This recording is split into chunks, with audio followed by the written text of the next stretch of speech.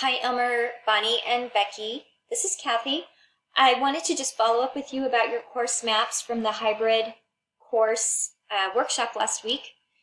You sent in your course objectives, and I was blown away with the number of them. I've not seen one that big yet. This is, well, let me show you. This is the map that Elmer sent in, and I did add CO to the beginning of each one of these for course objective, but there was 29 of them. And typically in a course map, which this is the template that I gave you, typically in the course map, it's listed by module or unit or week. This one is by module. So I took some information from Elmer's stuff from module 5, and what you see in a course map that's listed by modules or weeks or units is they list those modules first, and then they map it by placing the course objective at the end of it, showing the alignment. So for example, in Module 5, the first objective is to list and describe the composition of local anesthetic agents. This aligns with course objective number 8. So that's how the alignment works. However, what Elmer showed me he does in his class is he lists the module objectives here, and then underneath he lists the corresponding course objectives and then maps with the module objective at the end. So basically, it's the exact opposite of what this is. So he lists the course objective with the module objective mapped at the end.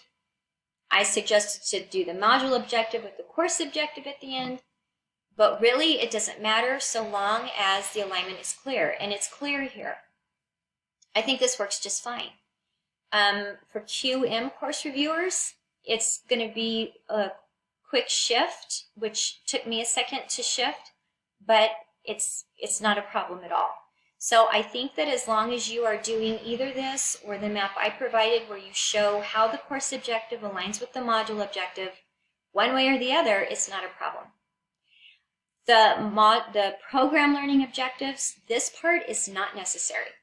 So in a review, you do not need to show alignment for the program learning objectives. You only need to do it between the module and the course. If you'd like to show the program learning objectives, that's fine, but I would not recommend putting it on the course map because that's just too much information, and it will just make things a little bit more tedious, and reviewers will probably just ignore it anyway. The only other thing I wanted to mention is the assignments. For each one of your module objectives, so you have 11 of them here. For each one of these objectives, there must be an assignment, an activity, or an assessment that accompanies it.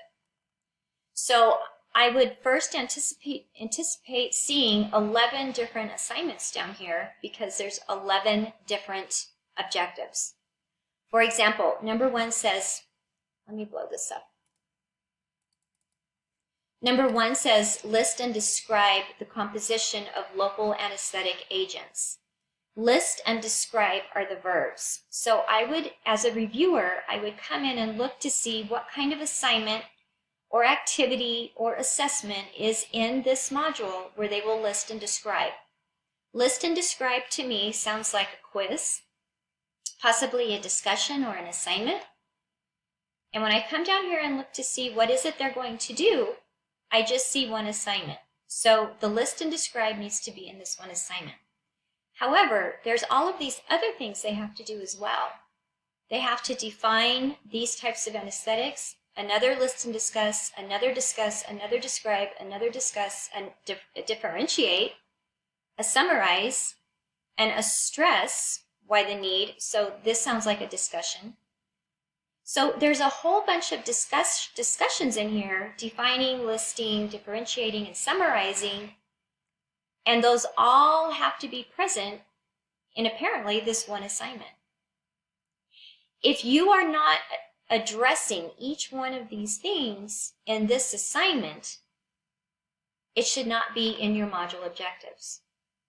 So what I see a lot is professors or instructors will list all of the module objectives within a textbook chapter, and they may read about these, they may talk about them in the PowerPoint, and they might even be in a lecture. But unless they are completing an assignment, activity, or assessment, it should not be present in the module objectives.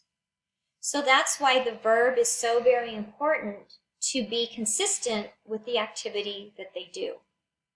So typically when I see the word discuss, I will look for a discussion board, or I will look for a synchronous Zoom meeting in which they will be discussing this topic, or I look for an assignment where they're writing an essay or a research article or something like that. So, because there is only one item to complete in this Module 5, it's making me wonder if all of these things can be found inside of this one assignment. And maybe it can. But in a QM review, the reviewer will actually open this assignment, read through everything that the student has to do, and make sure that each one of these things is present in this one assignment. If they're not, you will be found as being out of alignment. Okay, think about that for a little bit. Let me know if you have any questions. It's not unusual to only have 2 or 3 module objectives if there's only 1 or 2 assignments, activities, or assessments to complete.